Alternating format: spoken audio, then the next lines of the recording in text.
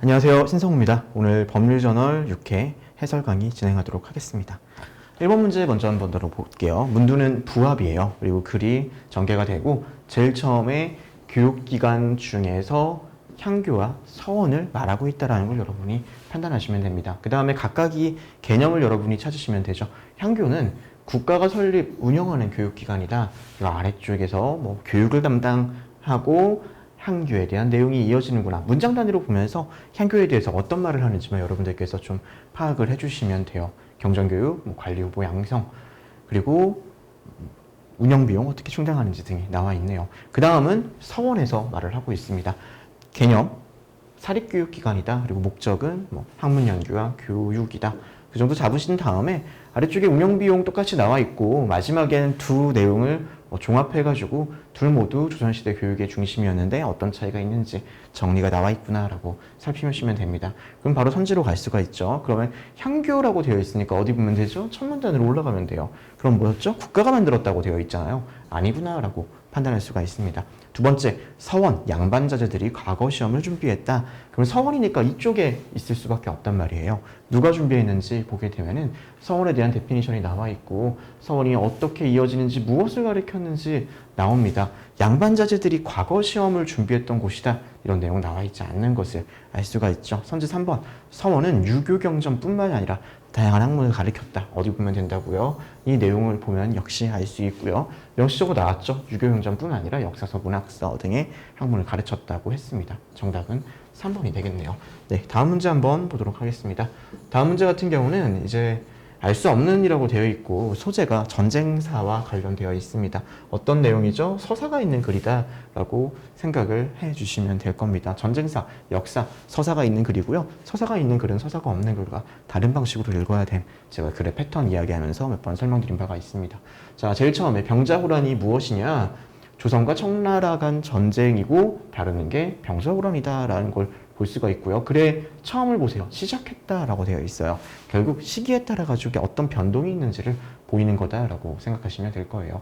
그래서 배경이 나와 있네요. 명나라와의 외교 관계를 유지하는 것에 대한 청나라 반발 때문에 전쟁이 일어났고 그 다음에 그 배경이 뒤쪽에 청나라 같은 경우가 명나라 단교 요구했는데 조선이 그것에 대해서 거부를 했고 쳐들어왔습니다. 쳐들어와서 조선 역시도 자 이런 배경이죠. 배경이고 아래쪽은 쳐들어온 거예요. 쳐들어왔는데 연전연패했네요. 패퇴를 반복해서 남양산선에서 마지막 저항을 했다.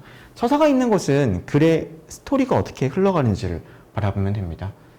그 스토리 상에서 그 다음은 인조의 남한산성 내에 고군분투가 나와 있고 그 후 이제 삼전도의 굴욕이 나와 있어요. 자, 그렇게 스토리를 보면은 마지막 문단에 이제 뭐가 나온다? 병자호란 이후 조선의 상황이 나와 있구나. 서사는 이렇게 각 문단별로 어떻게 글이 전개되는지만 파악하면 됩니다. 그럼 선지 골라주시면 되죠. 제일 첫 번째, 병자호란의 시작이에요. 첫 문단, 두 번째 문단 보시면은 조선이 외교적 관계를 유지하는 것에 대한 청나라의 반발로 시작되었다. 올라가서 한 번 더 확인해 볼까요? 자, 이렇게. 이 전쟁은 조선이 명나라와의 기존 외교 관계를 유지하는 것에 대한 반발로 시작되었다라고 나와 있네요. 그래서 선지 1번 맞는 거고요. 선지 2번, 남한산성에서의 항전 이후 조선은 청나라에 완전히 항복하였다. 지금 보시면요. 남한산성에서 이런 고군분투한 이후에 그 다음에 어떻게 되었다고요?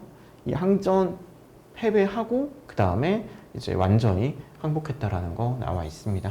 자, 선지 3번, 병자호란 이후 조선은 명나라 영향력 아래에서 청나라를 새로운 천자로 받아들였다. 병자호란 이후죠. 이쪽입니다. 명나라의 관절을 당절하고 라고 나와 있잖아요. 선지 3번에 대한 근거는 마지막 문단이고요. 명나라 영향력 아래에서가 틀렸네요. 그래서 틀린 건 3번입니다. 선지 4번, 군사체제의 강화와 새로운 외교 전략을 모색하게 되었다. 군사체제의 강화와 국방력을 노력했고 외교 전략 모색했다고 나와 있네요. 309도 9고 둘에는 조선과 청나라가 화의를 맺은 후 행한 이식이다. 여기 화의를 맺게 되었고 그 이후라고 명시해 놓았습니다. 다음 문제 한번 살펴볼까요? 3번 알 수 있는 것 고르라고 되어 있고요. 지금 이제 글 자체가 알 수 있는이라고 되어 있고 소재가 바뀌었습니다. 인문학적으로 인문 파트로 바뀌었죠. 자, 글을 읽어보게 되면요. 제일 처음에 폭력성이라는 것이 인류학 연구에서 중요한 주제다. 여기 뒤에 나오는 거 폭력성이 인간 본성의 내재에 있다라는 게 논쟁이다. 그러면은 내재에 있느냐 내재에 있지 않느냐 뭐 그런 게 다툼이 됐다라는 걸 알 수 있겠죠. 자, 홉스의 내용, 홉스는 지금 얘를 주제로 어떤 생각을 가지고 있는지 보면 돼요. 인간 본성 일부로 폭력성이 내재해 있는지에 대해 가지고 홉스는 인간 본성의 폭력성이 뿌리 박혀 있다. 그래서 국가가 필요하다. 그다음에 루소 같은 경우는 인간은 원래 협력적이고 불평등 때문에 폭력이 발생시킨다라고 했습니다. 자, 그 다음은 폭력의 원인을 다양한 관점에서 본다고 되어 있고요. 문화사회 경제 요인이 복합적으로 작용한다가 아래쪽에 나와 있는 내용입니다. 그리고 그 다음 읽게 되면요. 인류학적 연구가 어떤 통찰, 즉 이런 내용들이 복합적으로 작용한다라고 이어져 있습니다. 그럼 하나하나 올라가서 확인해 주면 되죠. 선제 1번 홉스예요. 어디 가면 되죠? 첫 문단 가면 됩니다. 홉스 뭐라고요? 폭력성을 억제하기 위해 강력한 국가 권력이 필요하다는 주장으로 이어집니다. 정답은 뭘까요? 1번이네요. 강력한 국가 권력이 폭력성을 억제할 수 있다고 본 거죠. 홉스, 루소 모두 인간 본성이 사회적 구조에 변질된다. 루소는 뭐라고 이야기를 하고 있냐면요. 아래쪽에서 사회 구조가 인간 본성을 본질시킨다라고 제가 명시를 해놨지만요. 홉스는 그런 내용 없는 거 알 수 있죠. 그래서 정답은 1번이 되는 거고 2번 틀렸습니다. 자, 인류학자 공통적으로 인류학자 보면 어디 보면 되죠? 아래쪽 보면 되죠. 인류학자 중에 일부 연구자들이 환경 스트레스가 폭력성을 증가시킨다고 하고 있어요. 일부 연구자라고 했죠. 공통적으로 그런 건 아닐 거예요. 선수 3번도 아닙니다. 루소는 인간은 혼자 있을 때 비폭력적이지만 공동체 속에서는 폭력적이다. 어디 보면 되죠? 루소 부분 보면 돼요. 여기 루소 부분 보게 되면 어떻게 된다고요? 인간이 본래는 선하지만 사회가 변질시키고 도덕성과 공동체의 협력이 필요하다라고 말을 해요. 혼자랑 공동체 속 그런 내용이 나와 있지는 않아요. 현대 인류 학자들은 폭력이 문화 그리고 공동체 속에서 오히려 폭력성을 억누를 수도 있는 거죠. 폭력적으로 변모시킨다. 뭐 이게 조금 제가 만들 때 문명이 발전하면서 왜곡되었고 왜곡이 폭력을 초래하고 본래 선하지만 구조가 변질시킨다라고 여기 나와 있다고 해서 혼자 있냐 공동체 속이냐 뭐 그렇게 보기는 힘들 것 같아요. 만약에 이게 1번이 아니라고 하면 4번이 그나마 될 수 있다고 생각하기도 합니다만 공동체 속에서 폭력적으로 된다라고 하기에는 공동체의 협력을 통해서 폭력 억제가 가능하다고 넣어놨잖아요. 그래서 1번이 정답이고 4번으로 보기엔 좀 힘들 것 같습니다. 선취 5번 상호 대립하면서 이걸 틀리게 한 거죠. 여기는 뭐라고 말을 했냐면요. 복합적으로 작용하게 된다라고 이야기를 했어요. 상호 대립이라고 보기는 힘들겠네요. 정답은 1번입니다. 자, 문제 4번을 한번 보도록 하겠습니다. 제일 처음에 문화자본 작은 따옴표로 연결했죠. 문화자본에 대한 데피니션 봐야죠. 개인이나 집단이 사회지혜를 유지, 상승하기 위해서 사용할 수 있는 비물질적 자원이라고 되어 있네요. 문화자본이라는 게 개인 집단이 사회적 지위 유지, 상승하기 위해서 이용하는 비물질적 자원이네요. 그래서 아래쪽이 문화자본이고요. 세 가지 형태래요. 세 가지만 파악하면 됩니다. 굉장히 글이 구분되어 있는 글이에요. 체화된 상태에서의 문화자본, 객관화된 문화자본, 제도화된 상태에서의 문화자본 각각을 이야기하고 있고요. 그 다음에 그 데피니션 같은 거를 보면은 여기는 개인 몸에 체화돼서 교육, 그리고 여기는 예시고요. 객관화는 물리 형태고 그 다음에 이건 그 의미, 존재만으로 문화권이다. 제도한 거고 이건 공식적으로 인증받은 자격이다. 이렇게 되어 있네요. 마지막은 상류치 가정에 대한 이야기가 나와 있습니다. 선지 1번 문화자본이 많은 사회일수록 해당 사회 내 개인의 사회적 유동성은 강화된다. 있으면 어디 있어야 될까요? 문화자본에 대한 데피니션 제일 처음에 개인이나 집단이 유지하거나 상승하기 위해 이용할 수 있는 비물질적 자원이라고 되어 있습니다. 그리고 그게 실제로 평가로 이어지는 것은 이렇게 마지막 문단에 문화자본이 많은 가정과 적은 가정을 구별해서 문화자본이 어릴 때부터 체화되어 있는 경우에 더 높은 지위를 쉽게 얻을 수 있다고 했어요. 지금 이게 사회랑 개인을 이었거든요. 문화자본이 예를 들어서 여기 한번 비판적 사고를 한번 해볼게요. 문화자본이 더 많다고 해서 그 문화자원이 굉장히 상류층한테만 문화자원이 집중되어 있다고 하면은 해당 사회 내 개인과는 관계가 없을 거예요. 그러니까 단순하게 문화자본이 더 많을수록 개인이, 그 사회 속의 개인이 어떻게 될 건지는 나와 있지 않은 내용입니다. 현재 2번 체화된 문화자본 올라가야죠. 근데 거기서는 뭐라고 나와 있죠? 제가 뭐라고 써놨냐면은 이제 개인의 몸에 체화된 건데 교육이나 가정 환경을 통해 습득된다라고 되어 있어요. 공식적인 교육기관인지는 주로 공식적인지는 잘 뭐 알 수가 없을 거예요. 왜냐면 가정 환경도 나와 있었잖아요. 객관화된 문화자본 올라가 보는 거죠. 객관화된 문화자본에 이렇게 써놨습니다. 이런 자산은 소유자가 직접 활용하지 않더라도 존재만으로 권위를 나타낼 수가 있다고요. 정답은 3번이 되겠네요. 상류층 가정의 아이 것들은 체화된 문화 자본이 있어 변동 기회를 제한받을 가능성이 높다. 지금 위에 보면은 사회적 가정은 상류층은 어떻다고요? 더 높은 사회적 지위를 더 쉽게 얻을 수 있다라고 해놨죠. 제도화된 문화 자본은 사회적으로 인정받은 자격이나 학위 등을 통해 개인의 심리적 인정 욕구 충족시킨다. 위에 올라가서 내용을 보게 되면요.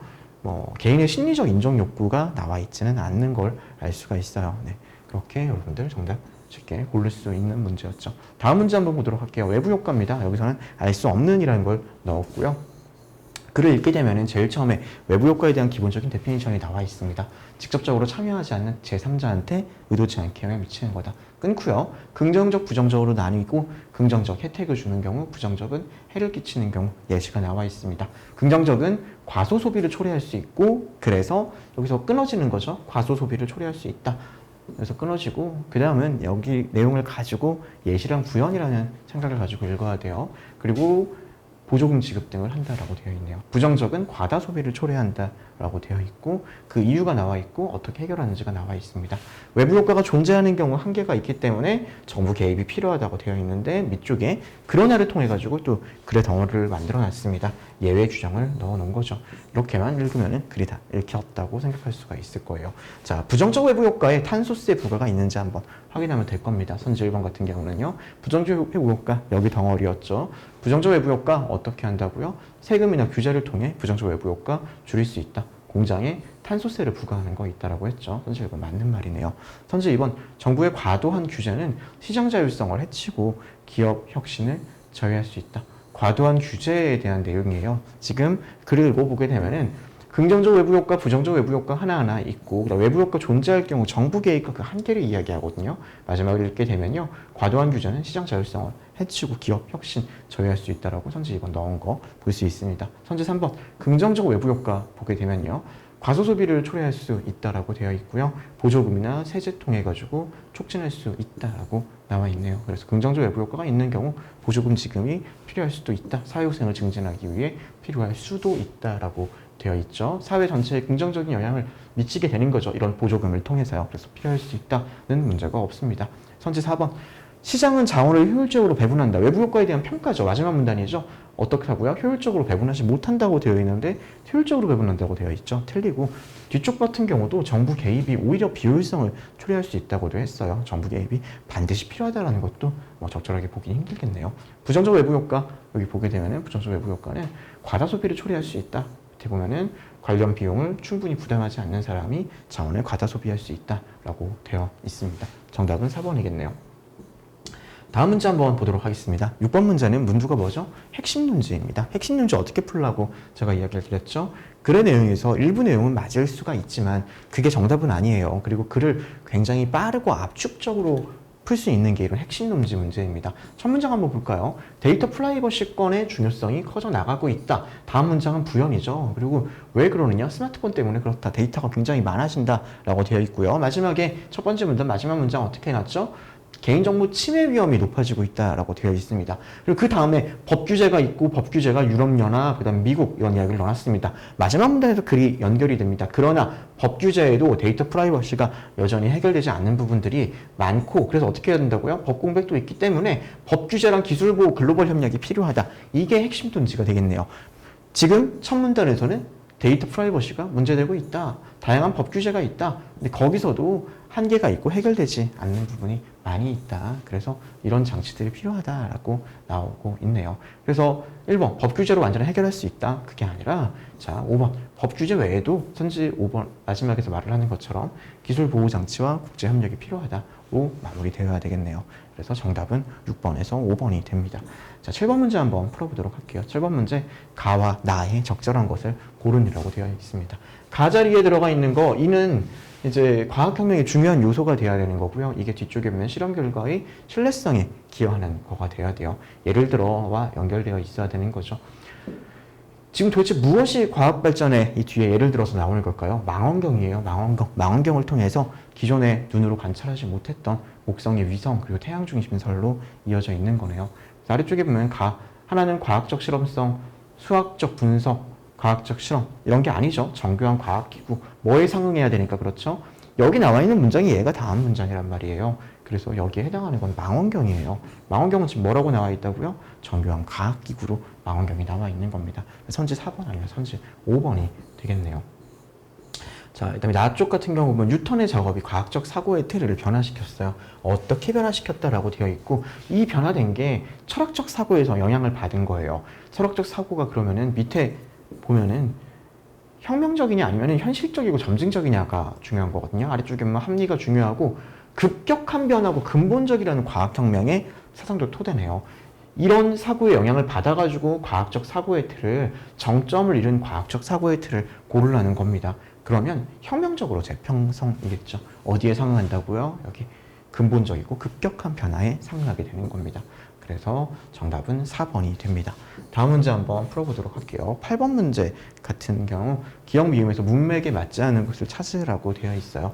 이런 문맥 문제 같은 경우는 쭉 읽으면서 하나하나 비교하는 게 아니라 앞뒤 조응성이 있는 것과 없는 거를 구별해서, 있는 거는 다 선지를 보는 게 아니라요, 있는 건 넘어가고 없는 것만 선지를 보고 풀어주시면 되죠. 선지 1번 같은 경우 보면은 지구온난화의 기후변화를 가속화하고 있다라고 되어 있습니다.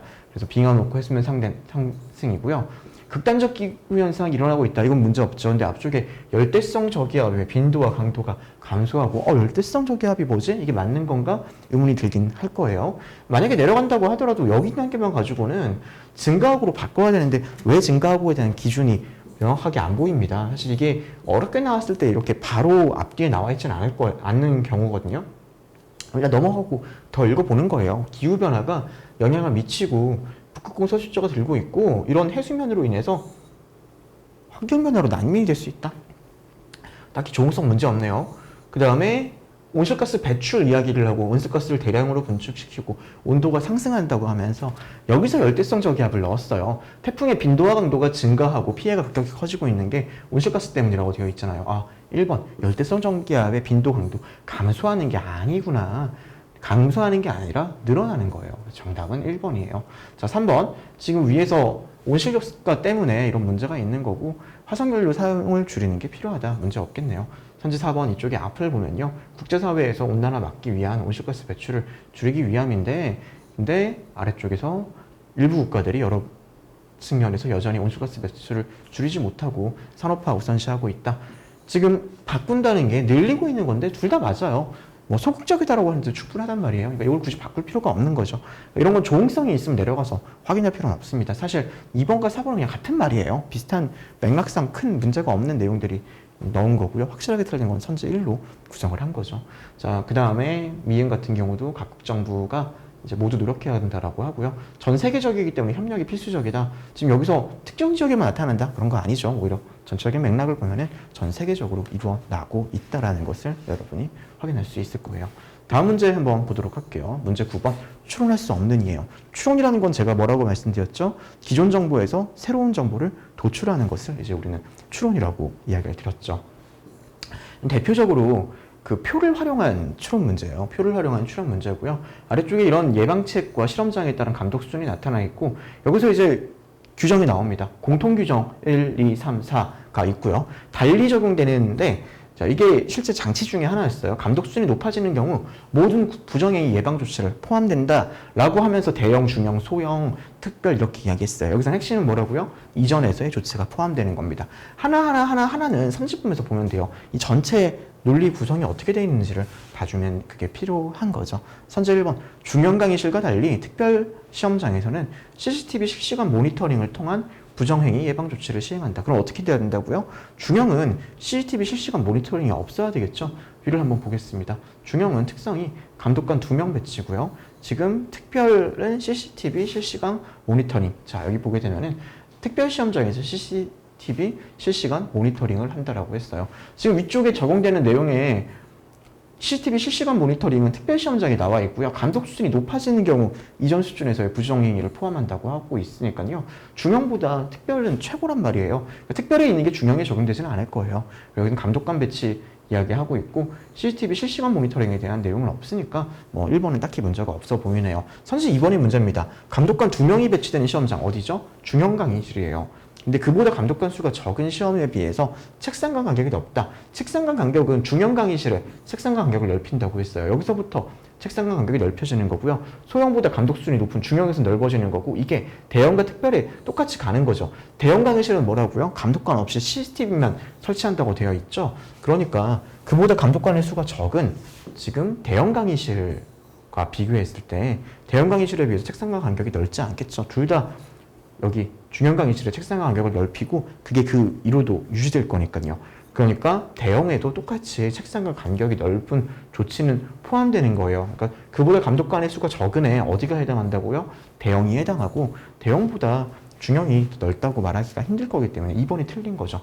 자, 대형 강의실 소지품 휴대할 수 없다. 지금 소지품에 대한 거, 소형 강의실에서 모든 소지품을 앞쪽에 제출해야 합니다. 소형 같은 경우는요. 그럼 소형이 감독 수준 가장 낮으니까 다 적으면 되겠죠. 문제 없고요. 소형 강의실에서는 시험 성적이 무효 처리된다. 자, 공통이에요. 부정회가 적발될 경우 시험 성적이 무효되는 겁니다. 시험 문제를 가지고 돌아가시는 시험장은 없다. 모두 시험 문제 종료 후 회수되기 때문에 가지고 있을 거는 없을 거예요. 자, 이렇게 9번 문제 풀어주면 됩니다. 9번이 조금 어렵지 않았을까 싶습니다. 8번과 9번 문제가 조금 어렵지 않았을까 싶고요. 자, 10번 문제 한번 풀어보도록 할게요. 10번 문제 같은 경우는 다음 글에 표를 수정한 것으로 적절한 것을 고르라고 되어 있죠. 여기에 맞춰서 표를 수정해 줘야 되는데요. 지금 보기를 보면은 A그룹의 목적 확인하고 성공률 2개만 보면 되거든요. 다 읽는 게 아니에요. 여기 보고 목적 한번 보면 됩니다. A그룹의 목적 한번 볼게요. A그룹에서 무엇을 목적으로 했냐? A그룹은 환경변화에 대한 적응력 평가하려고 했대요. 환경변화 적응력 평가 맞네요. 신약 효능 검증 A그룹의 목적이 이미 환경변화 적응력 평가를 위한 시험이라고 되어 있네요. 그러니까 기억은 맞는 내용이에요. 수정할 필요가 없죠. 그러니까 애당초 맞는 내용이었어요. 기억에 있는 거 날려버리고요. 그 다음에 니은 디귿 2개 봐주면 되는데, 여기서는 디귿만 봐주면 되겠죠. 추가 테스트 그룹 평균 성공률입니다. 여기서부터 추가 테스트 88을 찾고 움직이는 겁니다. 지금 A그룹, B그룹, C그룹의 성공률은 여기 나와 있고요. 그 다음에 숫자값 보면은 여기 마지막에 제가 넣어놨어요. 추가 평가를 위한 성공률은 몇이라고요? 88이네요. 고칠 필요가 없습니다. 디귿 날리고, 그럼 정답은 2번이에요. 니은만 여기 78이라고 제가 명시해 놨거든요. 80에서 78로 바꿔주면 여기 80 값을 78로 바꿔주시면 될 겁니다. 11번 문제 한번 보도록 할게요. 11번 같은 경우 A에서 C에 대한 평가로 적절한 것을 고르라고 되어 있습니다. 자, A의 평가 결과를 약화시킨다고 되었어요. 이 강화 약화 문제를 여러분이 좀 헷갈려 하시는 경우가 있는데요. 강화는 어떤 거? 부합 사례, 약화는 정확한 부정값을 연결해 주시면 돼요. 정확한 부정이라는 것은 이제 양립이 불가능한 거예요. 충돌이 발생해야지 약화가 됩니다. 앞쪽에 보면은 A의 평가 결과는 뭐라고요? 평균 에너지 효율성이 85%로 경제성이 우수하다. 약화되려면 어떻게 돼야 된다고요? 경제성이 우수하지 않다가 나와야 되는 거예요. 지금 일반 가게가 설치 비용이 감당하기 어렵다. 그래서 많지 않다. 그렇다고 해가지고 에너지 효율성이 85% 아니다. 이건 아니죠. 그리고 여기서는 에너지 효율성을 통해서 경제성을 판단한 겁니다. 비용이 단순하게 높다는 다른 차원이에요. 비용 대비 수익이 나와가지고 에너지 효율성이 높아서 경제성이 우수하다라는 거랑 일반 가게가 설치하기 힘들다라는 건 다른 거죠. 자, 동시에 참을 수 있는지를 따져보세요. 일반 가게는 설치가 힘들어요. 하지만 경제성은 높다. 그런 경우 있을 수 있나요? 있을 수 있죠. 그렇다면 약화가 아닌 거예요. 그래서 기억은 날아갑니다. 자, 니은 한번 볼게요. 풍력에너지가 새들의 서식지를 변화시켰다는 점에서 B는 모순된 주장을 하고 있다. 모순은 동시에 참을 수 일단 없어야 되잖아요. 니은 B 같은 경우 한번 보세요. 이미 풍력에너지가 뭐라고요? 지금 풍력에너지 같은 경우가 실험 결과 터빈으로 통해 가지고 비행 경로와 서식지가 달라진다는 걸 알고 있어요. B는 달라지고 환경에 부정적 영향을 끼치고 있는데 장기적으로 긍정적일 수 있다라고 말을 하는 거죠. 화석연료 사용을 줄일 수 있기 때문에요. 동시에 참을 수가 있는 거죠. 이것도 참이고 뒤에 있는 것도 참을 수가 있어요. 그래서 모순이라고 하기는 힘들 겁니다. 모순이라는 것은 동시에 참일 수도 없고 동시에 거짓일 수도 없어야 돼요. 근데 지금 B의 말은 동시에 참일 수 있죠. 긍정적인 영향도 미치면서 앞에 말도 있을 수 있는 거니까요. 장기적인 시기까지 고려했을 때요. 자, 디귿 같은 경우 한번 볼게요. 수질이 오히려 개선되었다는 연구 결과는 C의 지속 가능성 문제를 약화시킨다. C는 뭐라고요? 지금 수력발전소로 인해서 수질오염 문제가 있기 때문에 지속 가능성은 낮다라고 했어요. 근데 만약에 수질오염이 없다, 그럼 지속 가능성이 낮다가 아니겠네요. 그 지속 가능성이 낮다라는 이 문제를 이제 주장을 약화시키게 되는 겁니다. C의 문제를 약화시키는 거죠. C가 제기한 문제, 지속 가능성이 낮다 이런 문제를 약화시키는 거예요. 그래서 정답은 디귿이 되는 겁니다. 자, 12번 논증에 대한 분석 문제를 풀어보면 되고요. 기억, 니은, 디귿, 리을, 미음 나와 있고, 자, 기억 한번 볼게요. 동그라미 디귿에서 동그라미 리을을 이끌어낼 수 있다라고 되어 있어요. 동그라미 리을, 밀튼 프리드먼의 주장은 현실에서 타당하지 않다예요. 디귿 한번 볼까요? 디귿 조건문입니다. 불평등과 불안정이 심화될 가능성이 크다라고 되어 있고요. 여기는 최소화한다면 둘 다 디귿과 여기 보기에 정권이 똑같네요. 자율성이 유지된다라고 되어 있습니다. 디귿과 이 전제가 결합하나요? 디귿과 전제는 딱히 결합하는 것처럼 보이지 않습니다. 전제는 경제 개입을 최소화하면 자율성이 유지된다. 여기서 경제 개입을 최소화한다면 사회적 불평등과 경제 불안정이 심화될 가능성이 크다. 두 개를 만약에 정리한다고 하면은 정보 개입을 최소화하면은 자율성이 유지되고 사회적 불평등과 경제 불안정은 심화될 가능성이 클 것이다. 이렇게 나오는 거죠. 리을 값이 나오지는 않을 거예요. 리을이 이끌어내는 건 아니니까 1번을 기억을 다 지워주세요. 그럼 디귿만 판단하면 됩니다. 정부의 개입이 있으면 사회적 불평등이 해결된다는 전제에다가 동그라미 리은을 결합시켜 보세요. 정권이 충족되나요? 혹은 후권이 부정되나요? 그렇지 않잖아요. 결합이 이루어지게 만들지 않았습니다. 조건문을 기준으로 했을 때, 여기 조건문 기준으로 했을 때 결합이 어떻게 되는지를 보는 게 추론의 기본이죠. 추론 관계가 성립하지 않아요. 그래서 사회적 불평등이 해결된다라는 결론은 얻어지지가 못합니다. 그래서 디귿 날려버리고요. 니은만 정답이에요. 니은 한번 볼게요. 니은, 동그라미 니은과 이 전제가 결합하는지 봐야 돼요. 동그라미 니은은 뭐죠? 현실 경제에서 시장이 자원 최적화에 실패한다. 정권이 충족됐네요. 그럼 어떻게 되죠? 현실 경제에서 정부의 시장 개입이 필요하다라고 나오겠네요. 정부의 시장 개입이 필요하다가 되면요. 프리드먼의 주장은 뭐죠? 시장의 자율성을 강조해서 정부 개입이 필요하지 않다. 지금 정부 개입이 필요하다고 하는 프리드먼의 주장이 타당하지 않다. 현실 경제에서 연결이 되겠네요. 그래서 니은이 맞는 정답이 됩니다. 자, 13, 14번 한번 보도록 하겠습니다. 지금 이 문제는 전반적으로 2022년도 7급 문제를 제가 문제 구성을 틀을 짜가지고 거기에 맞춰서 문제를 배치를 하고 문항을 만들었습니다. 자, 가 한번 볼게요. 일단 결론이고 이 내용을 가정해서 결론이 나왔습니다. 이를 바탕으로 뭐라고요? 최선의 수단이다. AI 도입은 경제 비경제적 목표 달성을 위한 최선의 수단이에요. 이게 되었을 때 여기 전제가 이게 있으면 뭐가 나온다? 필수적이라는 결론이 얻어져야 되네요. 그건 정권 후권을 가지고 결론이 얻어지는 건 뭐다? AI 도입이 필수적이다가 얻어져야 되는 거예요. 자, 선지 1번에 가보니까 도입할 의무가 있다라고 되어 있네요. 자, 정권이 최선의 수단이다. 충족되면은 뭐가 나온다고요? 우리는 AI 도입할 의무가 있다가 도출되는 거죠. 필수적이라는 거네요. 선지 1번 맞는 거고요. 자, 이거는 필수적이지 않다면 이게 충족되나요? 아니죠. 지금 여기서는 필수적이가 결론이 되는 거고요. 만약에 이게 그럼 결론값으로 나오려면은 AI 외에도 사회 목표 달성할 수단이 없다가 있어야지 되는 거죠. 지금 위에서는 뭐라고요? 최선의 수단이라는 거죠. 최선의 수단이라는 게 AI 외에 목표 달성이 가능한 수단이 없다라는 것과는 또 다른 내용이잖아요. 그래서 2번은 아닙니다. 1번, 3번이 맞는 내용이 되고요. 자, 여기도 필수적이지 않다면 정권의 부정값이 도출된다고 하면은 AI 외에 없어야 되니까 4번도 아닙니다. 1, 3이 맞네요. 의무가 있다면 최선의 수단이다. 지금 결합이 아예 안 되네요. 1, 3만 남습니다. 나를 한번 볼게요. 나는 또 어떤 결합했을 때 결론은 AI 도입을 하지 않아도 된다가 나와야 돼요. 뭐라고 보면서 유일한 방법도 아니고 최선의 수단도 아니다. 유일한 방법도 아니다. 최선의 수단가 아니다가 결합해서 AI 도입을 하지 않아도 된다가 나와야 되는 거예요. 1, 3에서 한번 볼게요. 지금 최선의 수단이 아니다라고 되어 있는데 결합이 안 보입니다. 앞을 조금 더 보세요. 제가 뭐라고 써놨냐면요. 사회 문제, 부작용 위험이 초래된다라고 넣어놨어요. 네, 이 정권, 이거를 넣어놨네요. 부작용, 위험성, 초래한다를 넣어놨습니다. 정권 충족되면 도입할 의무가 없다. 그러면 어떻다고요? 하지 않아도 된다라고 말을 하겠네요. 그래서 1번이 13번의 정답이 되었습니다. 도출에 대한 가장 기본적인 논증 구조를 활용한 문제예요. 14번, 위글에 대한 분석으로 적절한 것을 고르라고 되어 있네요. 자, A는 경제적 효율성과 삶의 질 향상에 도움이 된다. 지금 삶의 질을 향상시킬 수 있고 뭐 생산성을 높일 수 있다고 말을 해요. B는 근데 도움이 되지 않는다라고 하는 건가요? 스로를 잘 보세요. B가 지금 하는 말은 최선의 선택이 아닐 수 있다라고 말을 하는 거예요. 최선의 선택이 아닐 수도 있다. 왜? 부작용 때문에. 여기서는 뭐라고요? 도움이 되지 않는다.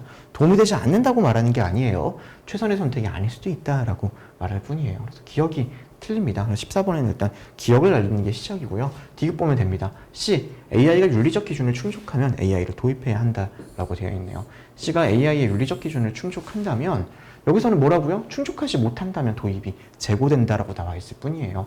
이 명제 문장 조건문이 나와 있는데 윤리적 기준을 충족하면 어떻게 돼야 되느냐? 그거는 나와 있지가 않습니다. 나와 있지 않아가지고요.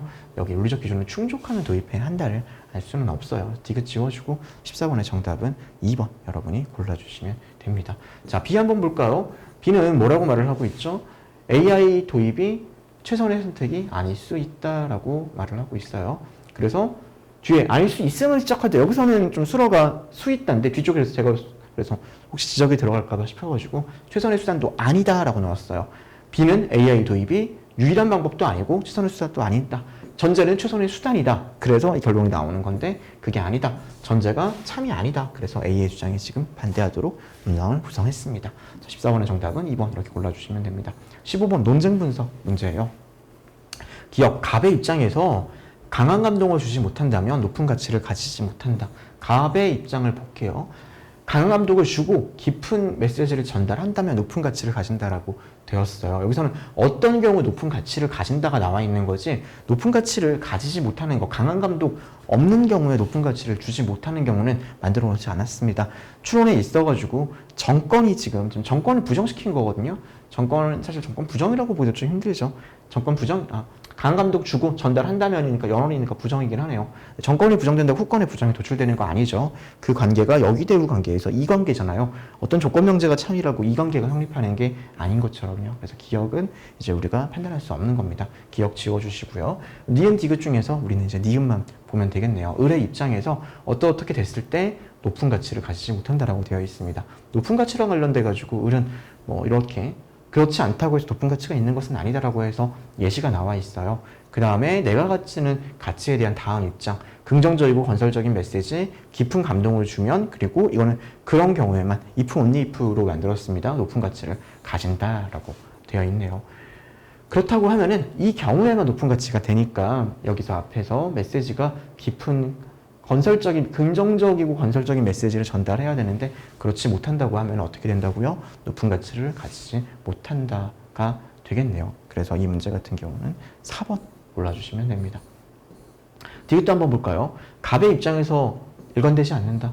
뭐 일관될수록 가치가 높아진다고 말을 했습니다. 근데 을의 입장에서 높은 가치는 일관성이 중요한 게 아니에요. 뭐만 있으면 된다고요? 긍정적, 건설적, 깊은 감동 이것만 있으면 높은 가치가 이어지는 거예요. 그래서 디귿도 맞는 말이 되겠네요. 정답은 4번입니다. 16번 문제 한번 보도록 하겠습니다. 다음 글에서 추론할 수 있는 것은 고르라고 되어 있고요. DNS 시스템 이야기하고 그 다음에 최상위 도메인이 있고 그 다음에 두 번째 수준, 세 번째 수준 이렇게 차이가 난다라고 되어 있고요. 최상위 도메인부터 하위 도메인으로 내려간다라고 이야기했습니다. 여기서는 유효성 검사 방법 이야기했고 그다음에 길이 26자 이내, 163자 이내 이야기하고요. 그 다음에 도메인 이름을 어떻게 사용하는지까지 넣었습니다. 예시는 그거 확인하는 거예요. 길이 규칙, 그리고 구문 규칙, 소문자, 하이픈 이야기를 하고 있네요. 선택이니까 뭐 문제 없다, 유효하다라고 되어 있네요. 최상위 도메인 .com 상업용으로만 사용된다. 위에 보면요, 뭐라고 나와 있죠? 도메인 용도가 나와 있는데 일반적으로 국가코드 일반적 용도를 나타내는데 도메인 상위 용도와 실제 쓰는 용도가 다를 수 있다라고 해놨죠. 모두 뭐뭐로 사용한다. 이게 틀리죠. 두 번째 수준 도메인은 뭐라고 말을 하고 있다고요? 두 번째는 163자의 길을 가질 수 있다고 되어 있어요. 그러니까 64자라고 해서 유효하지 않다라고 단정할 수는 없겠죠. 자, 모두 한자일 경우 유효하지 않다. 여기서는 이 최대 길이가 있는 거지 한자가 된다 안 된다를 말하지 않습니다. 유효하지 않다는 아니겠네요. 대문자가 포함된 경우 유효하지 않다. 자, 여기 보면은 도메인 이름의 각 부분은 알파벳 소문자, 숫자, 하이픈만 쓸 수 있다고 되어 있어요. 대문자가 포함된 경우 유효하지 않다. 문제 없겠네요. 역시 3번과 마찬가지로 도메인의 최대 길이만 나와 있고 한 개일 때 이게 뭐 문제되는 거로 나오지는 않습니다. 자, 그 다음에 17번부터 문제가 이어집니다. 17번 문제 한번 볼까요? 반드시 수강해야 되는 거예요. 이런 문제 어떻게 풀면 된다고요? 가능 3개 가지고 풀면 된다고 했죠. 수강하지 않아도 괜찮은지를 보는 거죠. 자, A 수강하지 않으면 조건은 어떻게 되죠? 이거 문제 없죠? D만 수강하면 돼요. A 수강하지 않으면 D만 수강하면 되고 D 수강한다고 했을 때 뭐 딱히 문제되는 게 없습니다. A 수강하지 않으면 D 수강하는 걸로 충분해요. 충돌이 나지 않습니다. A는 안 들어도 되겠네요. 이렇게 거짓이라고 넣었을 때 충돌되는지를 확인하면 돼요. B 같은 경우 B를 수강하지 않으면 어떻게 되죠? B 수강하지 않으면 A 수강하지 않아야 되겠네요. A 수강하지 않고 D 수강하면 됩니다. 하나 이상 수강해야 되는 그런 상황만 보면 됩니다. 그러면 B 수강하지 않고 A 수강하지 않으면 D 수강합니다. 그 외에는 문제 없네요. B도 문제가 없습니다. 자, 그 다음에 뭐 D 한번 보겠습니다. D를 수강하지 않으면 어떻게 되죠? 사실 D가 동시에 있기 때문에 문제는 없는데 그러니까 반드시 볼 필요는 없는데 D 수강하지 않으면 A 수강해야 돼요. D 수강하지 않으면 A를 수강해야 되고요. 죄송합니다. 여기부터죠. D 수강하지 않으면 A를 수강해야 되고 그 다음에 D 수강하지 않으면 C를 수강하지 않아야 돼요. 근데 C를 수강하지 않으면 어떻게 되죠? B를 수강하지 않아야 됩니다. B를 수강하지 않으면 어떻게 되죠? A를 수강하지 않아야 됩니다. 어떤 경우가 발생하죠? 지금 충돌이 발생을 해요. 충돌. 뭐 그게 아니더라도 D 수강하지 않는다로 시작하면 C 수강하지 않아야 되고 C 수강하지 않으면 B 수강하지 않아야 되고 A 수강하지 않아야 되고 하나 이상을 수강해야 하는 거에 충돌이 납니다. 여기서도 충돌 나고요. 그래서 D를 수강하지 않는다 그러면은 충돌이 발생하도록 문항 구성을 했습니다. 그래서 D는 반드시 들어야 되고요. C 수강하지 않는다고 한번 해볼게요. C 수강하지 않으면 어떻게 되죠? B 수강하지 않으면 됩니다. B 수강하지 않으면 어떻게 된다고요? A 수강하지 않으면 돼요. 그럼 어떻게 하면 되죠? D 수강하면 됩니다. D만 수강하면 되겠네요. 그래서 반드시 수강해야 되는 것은 반드시 참인 것은 3번으로 제가 문항 구성을 했어요. 자, 19번 문제 한번 보도록 하겠습니다. 19번 문제 같은 경우는 이제 기출을 좀 활용한 건데요. 독서, 음악, 체육, 미술, 과학입니다. 전 특징만 제대로 구별해서 문제 하면 되게 쉽게 풀 수가 있어요. 독서 동아리 토론하는 학생은 모두 음악 동아리도 선호한대요. 독서 동아리는 모두 음악 동아리 선호합니다. 자, 여기서 중요한 거 제일 첫 번째, 그 역은 성립하지 않는다죠. 무슨 소리죠? 특징이 존재하는 거예요. 어떤 특징이? 음악 동아리를 선호하면서 독서 동아리를 선호하지 않는 이런 특징이 존재하는 겁니다. 독서 동아리랑 미술 동아리를 모두 선호하는 학생은 없다. 무슨 소리죠?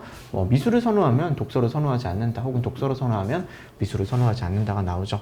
4개 이상의 동아리를 선호하는 학생은 없어요. 무조건 4개보다 작거나 같다가 돼야 되는 거예요. 갑이 선호하는 여기서 미술 동아리만을 선호하는 학생이 있었다라고 제가 넣어놨어요. 딱히 의미는 없지만 갑이 선호하는 학생에는 체육 동아리가 포함되어 있습니다. 갑에는 체육 동아리가 포함되어 있고요. 을에는 독서 동아리가 포함되어 있습니다. 자, 여기까지가 제가 만든 문제의 구성이고 마지막에 과학 동아리는 음악 동아리, 과학 동아리는 음악 동아리, 체육 동아리를 선호하지 않으면 미술 동아리 선호한다. 네, 이게 제가 만들었던 문제 구성입니다. 자, 하나하나 한번 볼게요. 제일 처음에 적어도 2명 이상의 학생이 음악 동아리를 선호한다고 되어 있습니다. 음악 동아리 여기 1명 선호하잖아요. 근데 을 한번 보세요. 특징 을이 독서를 선호해요. 그러면 논리박스 상 위에 나와 있는 조건에 따라 가지고 음악도 선호하게 되겠네요. 최소 2명의 학생이 음악 동아리 선호한다. 맞는 말입니다. 조사 대상 동아리 중에서 어떤 학생도 선호하지 않는 동아리는 없다라고 되어 있어요.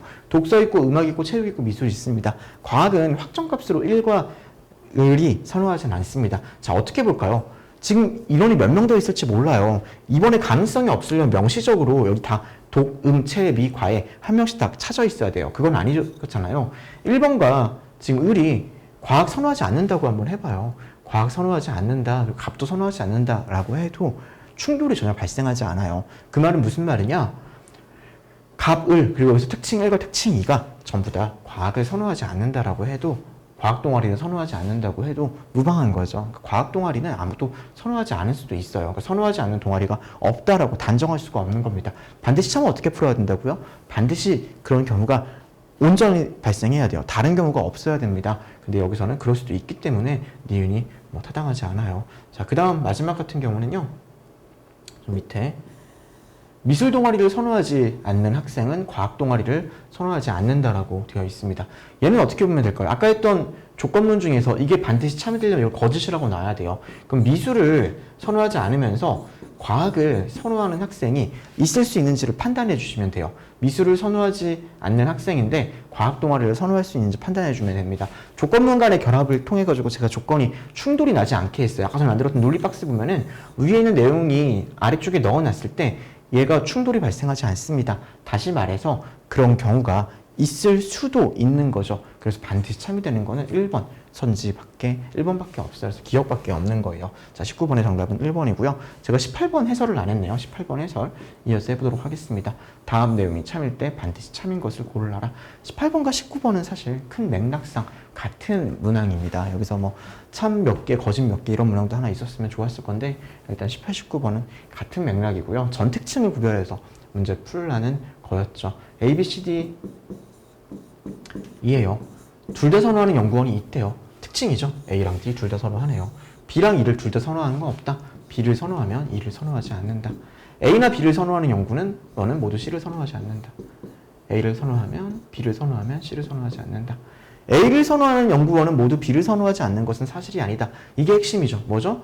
A를 선호하는 연구원이 B도 선호하게 되는 거예요. 사실이 아니다라고 했으니까 A 선호하는 연구원 중에서 B 선호하는 학생이 있게 되는 거죠. 자, C를 선호하는 학생은 반드시 D를 선호하고 D를 선호하지 않는 학생은 연구원은 반드시 E를 선호한다. 자, 이렇게 이어집니다. 이게 논리박스 구성이에요. 자, 그러면은 특징 두 개가 나왔네요. 기억 한번 보겠습니다. 어떤 연구원은 B를 선호하지 않고 또 다른 연구원은 E를 선호하지 않는다.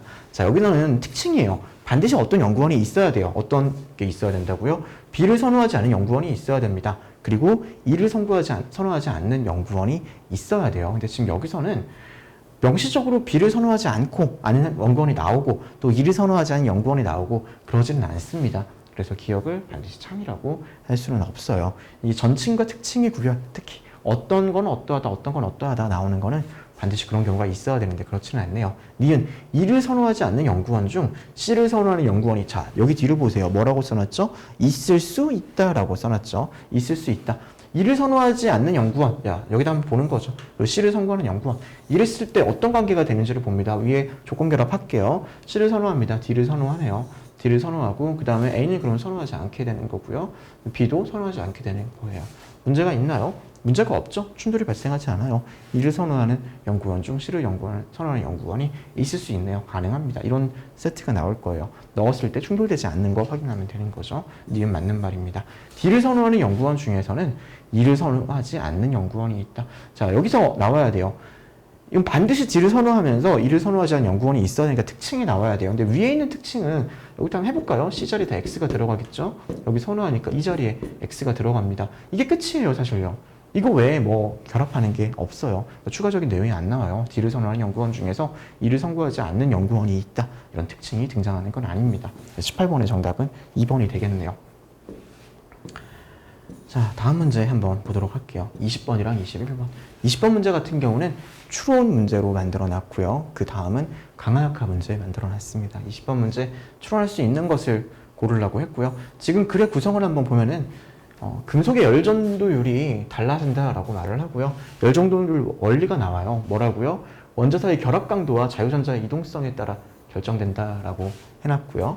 그 다음에 자유전자의 이동성이 클수록 열전도율이 높아진다고 하면서 예시에서 뭐 이런 내용이 나왔습니다. 온도에도 나와놨고요. 일반적으로 온도가 올라가면 열전도율이 감소한다라고 말을 했고요. 근데 그렇지만 그렇지 않은 경우도 있다라고 넣어놨습니다. 마지막은 결정구조 이야기하고 지금 아래쪽에 결함에 대한 이야기를 하고 있습니다. 철과 은에 대한 이야기, 세 개 중에 어딘지를 보면은 예시에서 은과 구리 같은 경우는 열전도율이 큰데 철은 어떻다고요? 전도율이 상대적으로 낮다라고 해놨습니다. 은보다 철이 더 낮다. 문제 없겠네요. 기억은 맞습니다. 불순물 이야기를 하고 있네요. 상온에서 순수한 구리와 불순물 이야기를 하면요. 뭐라고 이야기를 하고 있죠? 결함이 없는 게 더 열전도율이 높다라고 말을 하고 있습니다. 순수한 경우 열전도율이 더 높겠네요. 기억도 맞고 니은도 맞습니다. 온도가 높아질수록 모든 금속의 열전도율이 감소한다고 되어 있는데 온도와의 관계, 온도가 높아졌을 때 열전도율이 지금 더 증가한다는 예외 규정 넣었죠. 모든 게 감소한다고 되었지만 그렇지 않은 경우가 있는 거예요. 그래서 지금 20번 문제 같은 경우는 3번, 20번 문제는 기억, 니은이 되는 거고요. 디귿이 됩니다. 제가 문제를 할 때 출제 그 선지 잠깐 제가 바꿔놓겠습니다. 아마 여러분 받을 때 문제 풀 때 초반에 이 내용 나와 있을 거예요. 디귿, 기억, 니은을 바꿔가지고 여러분 3번 체크하셨으면 될 겁니다. 자, 그 다음 문제 한번 보도록 할게요. 21번 문제. 동그라미 기억과 동그라미 니은에 대한 평가로 적절한 것을 고르라고 되어 있는 문제고요. 이제 이 문제 같은 경우는 강화랑 약화 문제고요. 이제 기억이 뭐냐? 기억은 처음 적응 환경 조건에 잘 자라고 그렇지 않으면 잘 자라지 못한다. 니은은 처음 환경 조건 성장 유지하지 못하고 환경 조건에 따라 바뀐다. 바뀌느냐 아니면 처음에 주어진 거에 따라 유지되는지를 보면 됩니다. 자, 이게 내용을 보면요. Y에다가는 뭐를 줬죠? B를 줬어요. 두 번째는 바꿨습니다. A, 잘 자라지 않았다. 그러면 B에서 잘 자라는데 그걸 이제 적용하지 않은 건 맞네요. 세 번째 단계 A, 세 번째 단계는 어떻게 했다고요? A를 그늘로 B를 햇빛으로 놓은 거니까 처음과 같은 상황을 놨어요. 처음과 같은 상황을 놨는데 잘 자라지 않았대요. 처음과 같은 상황을 잘 자라고 그렇지 않으면 잘 자라지 못한다 그랬는데 처음에 어떻게 됐다고요? 처음에 놔뒀는데 지금 처음과 같은 상황을 놔뒀음에도 불구하고 어떻게 됐다고요? 잘 자라지 못하는 상황이에요. 그러니까 기억은 동그라미 기억은 강화되지 않는 거죠. 자, 변화한다라는 거네요. 그러니까 니은은 강화될 겁니다. 그래서 기억 같은 경우 맞고요. 기억 없는 거 지워주시면 되고요. 잠깐만요. 네, 기억 없는 거 지워주시면 되고요. 그 다음에 니은 같은 경우는 두 번째 단계에서 X가 B에서 잘 자랐고 세 번째 단계에서 B에서도 잘 자랐다고 되어 있습니다. X 같은 경우는 처음에 A를 심어서 잘 자라는 걸 확인했어요. 처음 적응한 환경 조건을 유지하면 잘 자라고 처음 적응 환경 조건 외에는 잘 자라지 못해야 돼요. 근데 처음 외의 환경에서도 어떻게 했다고요? 잘 자랐네요. 그러면은 동그라미 기억에 강화하는 건가요? 아니죠. 동그라미 기억에 강화된다. 이 부분부터 틀렸습니다. 그러면은 기억 맞고 니은 날라가니까 정답은 몇 번이다? 1번이 정답이 되네요. 디귿도 한번 볼게요. 두 번째 단계 B에서 잘 자라지 않았고 세 번째 단계에서는 B에서 잘 자랐어요. 그러면은 처음을 유지하고 있는 거잖아요. 처음을 유지하니까 동그라미 기억이 강화되겠네요. 자, 이렇게 문제 풀어주시면 됩니다. 다음 문제 한번 보도록 할게요. 22번 같은 경우는 강합성 이론으로 문제를 냈습니다. 동그라미 기억, 동그라미 니은인데 얘는 이제 선지가 조금 헷갈릴 수도 있는데 보기 기억과 보기 니은을 일부러 맞지 않게 해놨어요. 자, 동그라미 기억 한번 볼게요. 동그라미 기억은 뭐냐면은 특정 파장의 빛을 효과적으로 흡수해서 강합성을 통해서 에너지를 얻는다. 특정 파장을 더 잘 흡수해서 에너지를 하는 거고 빨간빛 가장 잘, 파란빛 상당히 잘 자란다고 했습니다. 동일한 온도에서 빨간빛 아래에서 뭐 재배된 이론이 가장 빨리 자랐다. 지금 여기서 뭐 빨간빛에서 가장 잘 자라니까 이거는 뭐 부합한다고 볼 여지도 있어요. 동그라미 니은이 문제죠. 동그라미 니은은 온도 반응 이론이니까 뭐가 나와야 된다고요? 빛의 강도보다 온도가 더 중요한 미치는 건 아니다라고 말을 하려면요. 온도에 대한 차이가 미치지 않음을 보여야 되는데 여기는 동일한 온도에서 실험을 했어요. 동그라미 니은이 약화될 수가 없는 겁니다. 기억 날려 보내주시면 되고요. 그럼 디귿, 니은 디귿이니까 니은만 보면 되네요. 동일한 빛 조건에서 온도가 높아질수록 성장 속도가 빨라진다라고 되어 있습니다. 지금은 빛 조건이 똑같아요. 온도가 높아질수록 성장 속도가 빨라져요. 동그라미 기억이 약화된다가 가능할까요? 지금 일단 기억 틀렸죠. 기억 틀린 상태에서 동그라미 기억은 약화된다.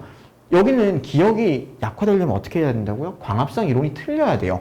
특정 파장의 빛을 더 효과적으로 흡수해서 광합성을 통해 에너지를 얻고 성장하는 것이 아니다가 나와야 되는 거예요.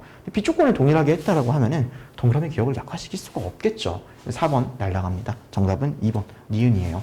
디귿이에요. 디귿. 디귿은 지금 어떻게 했냐면요. 강화되지 않고 약화되지도 않는다라고 했습니다. 온도 동일할 때 자연광 아래보다 이제 파란빛이 자연광으로서 잘 자랐다. 부합하는 내용은 아니겠죠. 왜냐면은 모든 온도를 지금 자연광은 모든 빨간색과 파란색을 모두 포함하고 있다라고 했기 때문에 자연광보다 더 잘 자랐다라는 게 광화라고 보기는 힘들 겁니다. 그다음에 동그라미 니은. 동그라미 니은이 약화되려면은 온도 반응 이론이니까 온도가 더 중요한 영향을 미치는 것이 아니다가 나와야 되거든요. 근데 온도 동일로 했으니까 이것만 가지고 약화시킬 수도 없을 거예요. 그래서 정답은 디귿이 됩니다. 자, 23번 문제. 이거는 이제 7급 문제, 특화된 문제죠. 빈칸입니다. 추가로 뭐뭐만 확인하면 지급 대상자인지를 볼 수 있는 거예요. 그러면 장학금 지급 대상의 조건이 뭔지를 보면은 위에 보면서 학과에서 학생들을 추천해야 돼요. 그 다음에 어떻게 해야 된다고요? 학사 지원팀이 최종 결정을 해야 되는데 그 다음에 성적 요건, 기타 조건을 검토해서 최종 결정을 하게 되는 거예요. 지급 기준 충족하지 못하면 받을 수 없고 그 다음에 어떻게 된다고요? 최종 결정하게 되는 거죠. 그러면 제일 처음에 학과가 장학금을 추천했는지 여부랑 그 다음에 장학금 지급 기준이 충족되었는지 여부를 확인하고 그 외에 마지막에 최종 심사 탈락자에 해당하는지를 보게 되면은 이것만 다 확인하면은 여기에 해당하고 여기도 충족이 되고 여기 해당하지 않으면은 지급 대상자인지 알 수 있을 거예요. 추천이 없으면 못하는 거니까 바로 알 수 있고 여기 충족 못하면 바로 누락이죠. 그렇게 봐서 정답 4번 고르시면 됩니다. 24번 문제 한번 보도록 할게요. 24번은 사실 상당히 쉽게 만든 문제고요. 조례를 개정해서 어떻게 돼야 된다고요? 교통 약자를 위한 공공시설 개선을 추진하는 내용이 나와야 돼요. 조례를 개정해서 교통 약자를 위한 시설 개선이 있어야 돼요. 자, 근데 여기 보게 되면 시장은 교통 약자 개선을 추구해야 된다는 건 1번밖에 없어요. 2번 같은 경우는 다중이용시설 접근성, 공공시설 개선 이야기하고 시설 개선 비용 내야 되고 이런 내용 하지. 여기 있는 거 장애인 고통 약자를 위한 거는 선지 1번밖에 없게 만들어 놨습니다. 얘를 보고 이 내용을 통해서 이런 결과가 있는지 찾으면은 쉽게 볼 수가 있습니다. 현재는 교통약자 고려하지 않아서 교통약자와 장애인 고려하는 게 들어가야 되는 거죠. 1번 골라주시면 됩니다. 네, 25번 문제 한번 보도록 하겠습니다. 여러분들 문제 수정 받으셨을 거예요. 지금 A국 국민인 A는 한국인 부모 아래 살고 있는데 부모 중 한 명이 외국에서 한국으로 귀화하였다 이렇게 바꿨습니다. 초등학교 입학 연령에 도달하지 않았지만은 제거해 달라고 제가 이야기를 했습니다. 자, 이 상태 가지고 한번 문제를 볼게요. 쟁점 1 같은 경우 지금 문제되는 거는 그럼 나머지 1에 해당하지 않고 얘 여기도 일단 지워놨으니까요. 얘도 명시적으로 보이지 않고 3일 3호가 문제되도록 해놨어요. 다문화 가정에 해당하는지. 갑은 특별교육 대상자다. 그리고 을은 그렇지 않다. 갑은 이제 부모 중 한 명이 외국에서 기화해도 다문화라고 보는 거고 을은 그렇지 않다라고 보는 거죠. 그래서 지금 아래쪽에 보면은 뭐라고 해놨냐면요. 다문화가 한 명이 외국인이어야지만 다문화다라고 말을 했죠. 그럼 어떻게 되죠? 갑이 틀리고 을이 옳은 내용이 되겠네요. 그래서 지금 갑의 주장이 옳고가 틀렸습니다. 그래서 기억이 날아가는 거예요. 니은과 디귿만 보면 되는 거고요. 니은 미성년자 모든 학생이다. 을은 학생을 다니는 것만 학생이다. 지금 1년 이상 치료를 6개월 이상 치료를 요하는 질병을 앓고 있는 학생이라고 했어요. 1년가량 치료를 요하는 질병을 앓고 있어요. 그러면은 어떻게 될까요? 학생이기만 하면은 특별교육 대상이 될 거예요. 근데 지금 여기서는 밑에서 갑은 미성년자니까 그냥 학생이다 이렇게 보면은 갑은 이렇게 주장을 하겠죠. 네, 을은 자퇴하는 경우는 그렇지 않다. 학교 다니는 경우만 학생이다. 이렇게 되면 주장 불일치가 설명될 겁니다. 그래서 니은은 맞는 말이 돼요. 디귿 한번 볼게요. 교육법은 대학생 적용되지 않는다. 그러면은 이 C는 대학생이기 때문에 세모세모국의 특별교육 대상자가 될 수 없을 겁니다. 여기 적용을 안 받으니까요. 근데 을은 적용된다라고 말을 하니까 이렇게 세모세모조 땡땡조에 적용을 받지 않는다라고 해버리게 되면은 갑의 주장이 옳다라고 볼 수가 없겠죠. 그래서 디귿이 날아가게 되고 정답은 2번이 됩니다. 감사합니다.